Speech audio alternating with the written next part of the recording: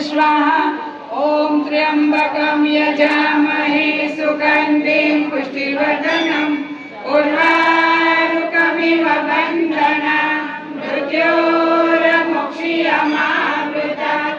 ओम नमो भवाय सर्वाय रुद्राय वधाय च पशुनापतये नित्यम् उग्राय च कपालिने महादेवाय भीमाय नमस्ते मत्स्यादिने कुमार गुरुवे नित्यं नीलग्रीवाय वेदसे पिनाकिने हविष्याय सत्याय विभवे सदा विलोहिताय धूम्राय व्याधिने न पराजिते नित्यं नीलशिखण्डाय सुलीने दिव्य चक्षुषे अन्ते गोत्रे त्रिनेत्राय व्याधाय च सुरेतसे अजिताय मिताभद्रे सर्वदेव सुताय च वृषध्वजाय मुण्डाय समारुत्य तिष्ठते नमो नमस्ते सत्याय भूतानां प्रभवे नमः पंचवक्त्राय शर्वाय शंकराय शिवाय च नमोस्तु वाचस्पतये प्रजानां पतये नमः नमो विश्वस्य पतये महातापतये नमः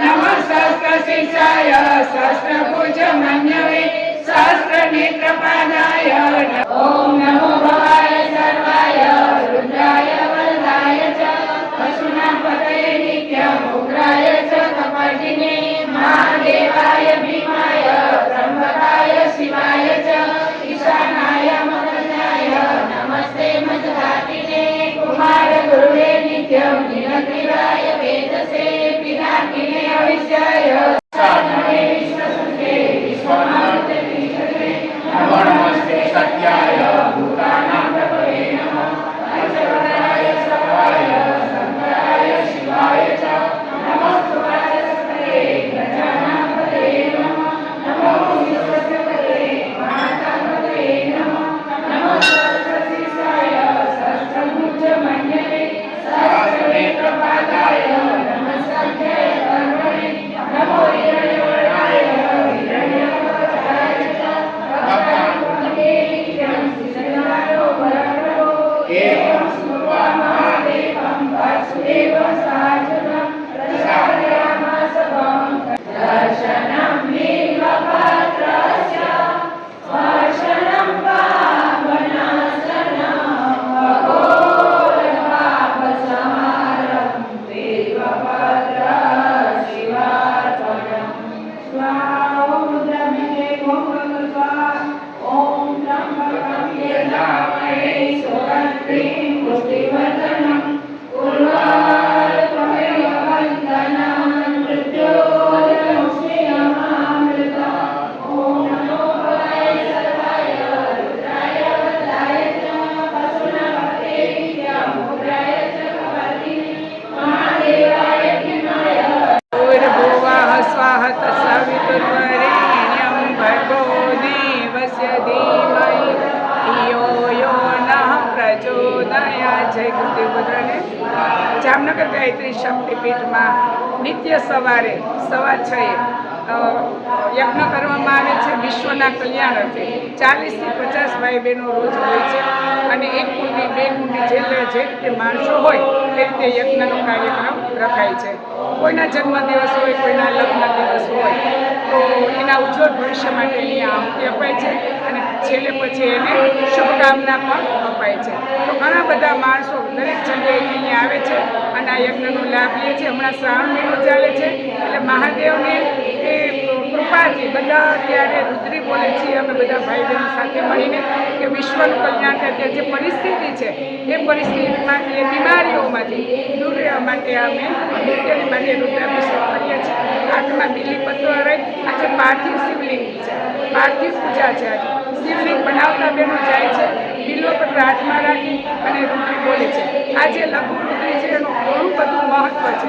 શાસ્ત્રોમાં જ્યારે રામ ભગવાનને રાવણ સામે યુદ્ધમાં જવું હતું ત્યારે પણ એના રુદ્રાભિષેક કર્યો હતો અને મહાદેવને પ્રસન્ન કર્યા હતા અને મહાદેવે એને આશીર્વાદ આપ્યા હતા કે એના આ યુદ્ધમાં એનું વિજય થાય। એ રીતે કૃષ્ણ ભગવાને પણ મહાભારતનું યુદ્ધ થવાનું હતું ત્યારે અર્જુનને આ રુદ્રાભિષેક કરવાનું કીધું હતું અને મહાદેવને પ્રસન્ન કરી શસ્ત્રો મેળવ્યા હતા અને એનું મહાભારતના યુદ્ધમાં એનું વિજય પ્રાપ્ત થયું। એટલે આ રુદ્ર એવી છે કોઈ પણ પ્રશ્ન કોઈ આપણે મુશ્કેલી હોય, કોઈ સિદ્ધિ, એમાં સિદ્ધિ મેળવવા માટે આ લઘુ રુદ્રી કરવામાં આવે છે. દીપાબેન મોડિયા, હું યજ્ઞનું સંચાલન સવારે કરું છું રોજને માટે, અને પૂરેપૂરી સમયદાન આપું છું. પૂરેપૂરી સમર્પિતા ગુરુ કાર્યમાં હું અત્યારે રિટાયર્ડ ટીચર છું.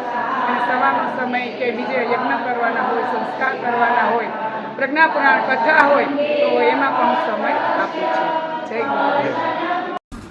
ॐ त्र्यम्बकं यजामहे सुगन्धिं पुष्टिवर्धनम् उर्वारुकमिव बन्धनान् मृत्योर्मुक्षीयमामृतात्.